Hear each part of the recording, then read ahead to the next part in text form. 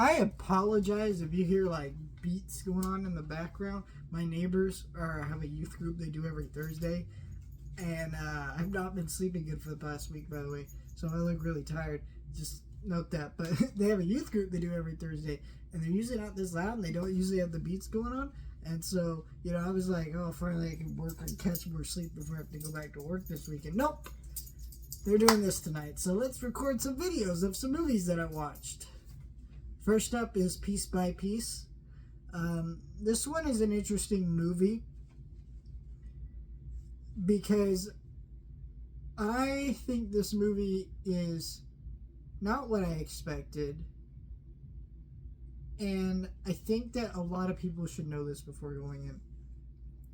Because if you don't know what this movie is, essentially this movie was being marketed as a biopic about Pharrell Williams' life and Lego stuff. That is not true. This is a documentary, more aptly a mockumentary, that is really more documentary than mockumentary, right? Because mockumentary implies that they had a comedic spin, and in some ways they definitely had a comedic spin to parts of this. Like, there's jokes about the fact it's Legos and things like that, and real life people and things. But for the most part, this movie is played pretty straight in the documentary format.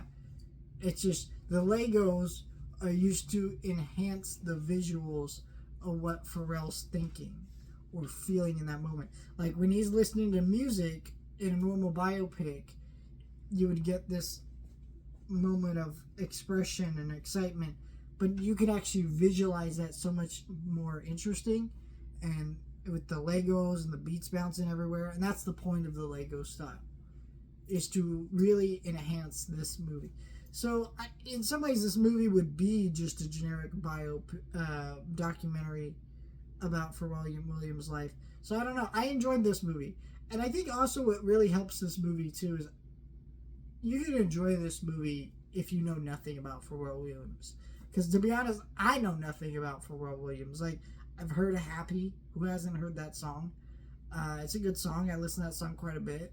I've heard a few of his other songs. I know he does music for like the Illumination movies like Despicable Me and things like that. But other than that, I don't know jack shit about this man, right? And so, I was able to be engaged with this story because of the way they played around with the Lego format. It was not as good as I hoped it would be, just because I feel like this movie definitely made it feel like, oh, okay, this was going to be a biopic and be maybe more entertaining. And it's an entertaining movie. I recommend seeing it, but I don't know. I didn't feel as entertaining as I thought it would be. And I definitely felt like not always did they use the Lego format to really play around with things. There's great sequences where they do it with, like, there's one scene where Williams is feeling really washed out and feels like he's being swallowed alive by the music industry, and they literally really visualize that with like water flooding and him drowning in the ocean. And then you see these music producers literally getting on a lifeboat. It's just like, oh, the visuals to that are just great.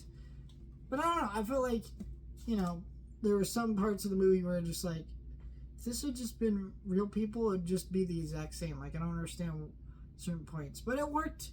They played around with the Lego format enough that it was entertaining. Not the movie that I thought it was going to be. And I think that's going to maybe frustrate some people. And I wish trailers would stop lying to people about what some of these movies are, right? If you're not going to be the movie that you're told people to, then, like, what's the point? It's a good movie. Recommend it. Just understand what it is before you go into this movie.